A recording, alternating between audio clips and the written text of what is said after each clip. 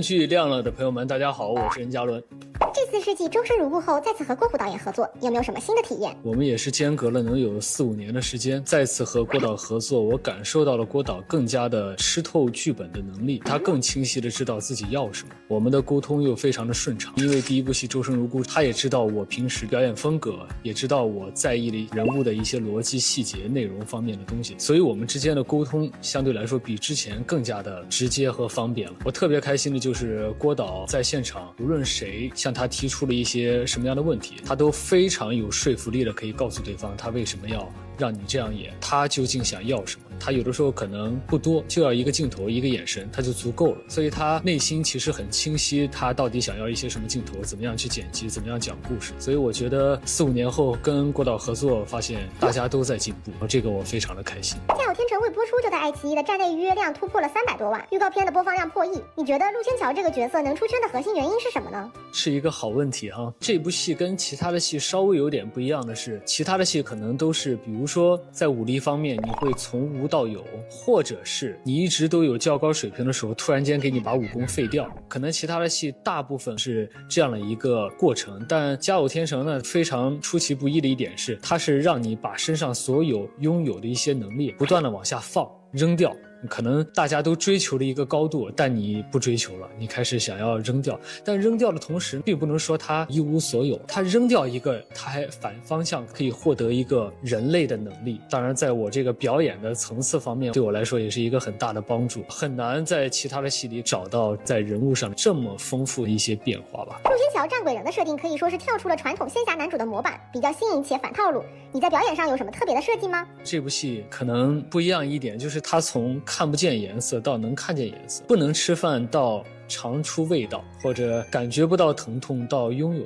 疼痛，这些过程其实对于我们演员来说是非常非常值得庆幸可以遇到角色的一些点。比如说看到颜色那场戏的时候，我选择的方式就是其实内心非常澎湃，但我的戏都在眼睛里，我就是含着泪内心欣喜的迎接了这一刻，因为我做的每一步就是为了迎接这些人类的能力到我的身上，慢慢的我变成人。但是我换完了肉之后，它是有一个过程的，并不是说换完了肉之后他马上就能看到颜色。其实陆千桥也在等这个过程，既兴奋然后又期待，但是你又不知道会发生成什么样，因为好像在我们剧里没有战鬼人是往人类这个方向发展。当时演的时候内心也很期待，真正看到颜色的那一刻我也是等待了很久啊，等那场戏，所以拍之前我也很兴奋，拍完了我觉得我还是没有演够吧。再加上他一直用一个所谓上帝视角在看所有的人，其实这种视角在我的内心演戏的时候提供了很大的帮助。其实我也就是多看了几秒对方，我就不再跟对方去探讨和纠结当下的一些事情，有些事你跟他说了也没有用，因为他们根本不会理解你现在为什么会这样想。他的内核已经强到所有人跟他都没法比，因为他已经小200岁了，所以他现在看到的所有东西都是他已经看过好几轮了，皇帝也好，身边的一批又一批的人也好，他一直在用一个过来人的身份再去看待，他也都精准的找到了自己想要的一些东西吧。这部戏在陆千桥的身上有很多视角和经历的事情，确实我内心倒挺嗨的，挺澎湃的。演完了这次，下一次不知道什么时候再能碰上这样的角色了。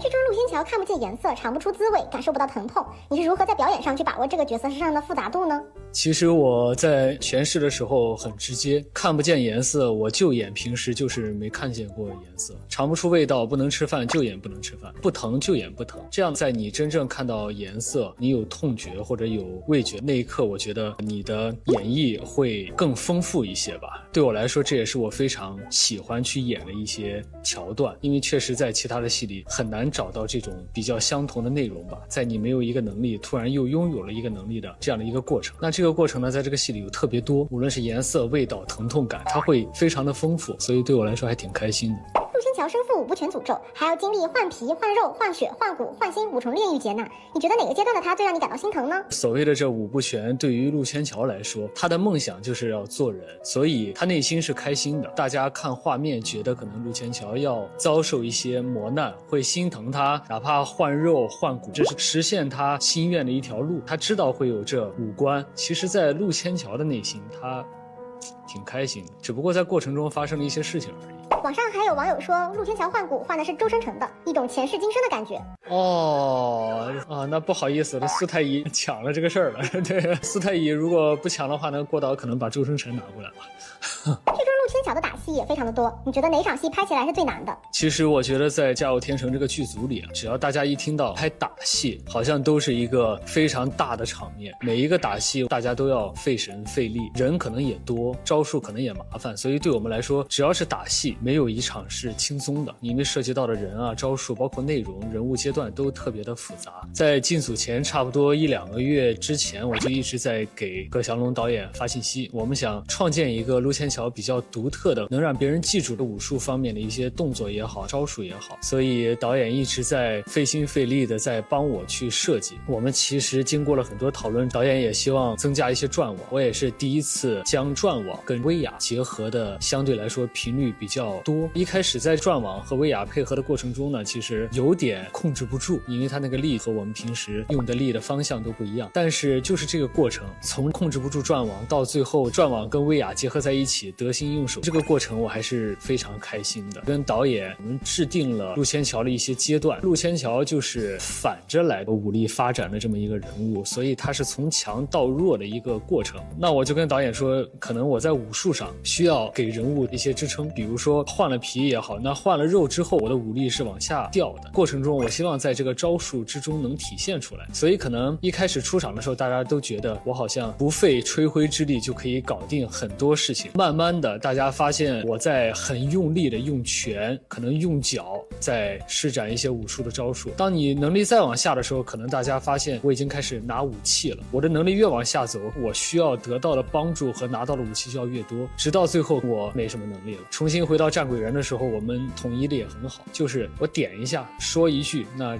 这所有的事情都搞定了。也非常感谢龙哥能在武术方面给我这么清晰的一个规划，包括给我设计了非常多的招数，也让我有了一个在武术方面的提高吧。转网这个动作非常考验核心力量，刚开始拍摄的时候是不是也有一个适应的过程？当然有，之前拍别的戏也上过转网，但它没有那么大量。那这部戏在转网上的比较多的时候，一开始我会觉得我要用些什么力，但实际我上去之后发现最好就别用力，就顺着它的劲儿就好。所以这个力一开始的过程中一直在找。我们刚开机拍的是和肖顺尧的一个打戏吧，相对来说招数比较丰富，无论是威亚、转网、落地打，什么东西全上了，那就是我开始适应转网在这部戏里运用过程的一步。但过了那场戏之后，我发现就越来越熟了。剧中有场战鬼人的名场面非常燃，和我们聊一聊这场戏的拍摄吧。这个战鬼人呢，是我们整个剧组一部戏都在探讨的一个设定。真正到了那天，无论是我们的衣服上到了身上也好，你威亚从高空中落下的那一刻开始，大家都非常期待。但期待的同时呢，大家目标都非常的明确，因为我们已经探讨过很多次这个战鬼人究竟是什么样子，所以大家的方向都太统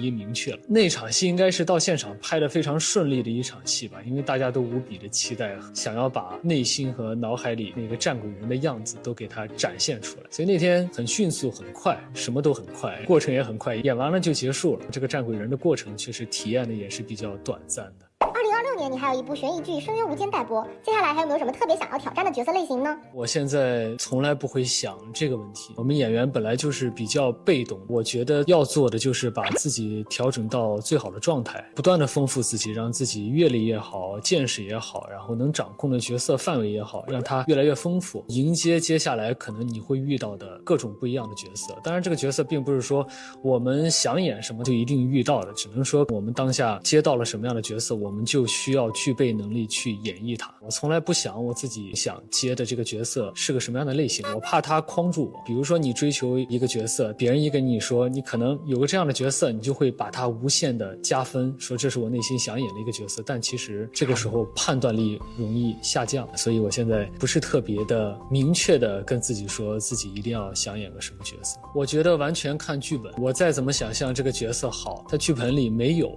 你在剧本里体现出来才行。有的时候一个角色讲得很好，但是放到不同的故事里它就不是那么回事了。所以不要花费精力想那么多，就是看能接到什么角色，然后用你的能力去好好的演绎它。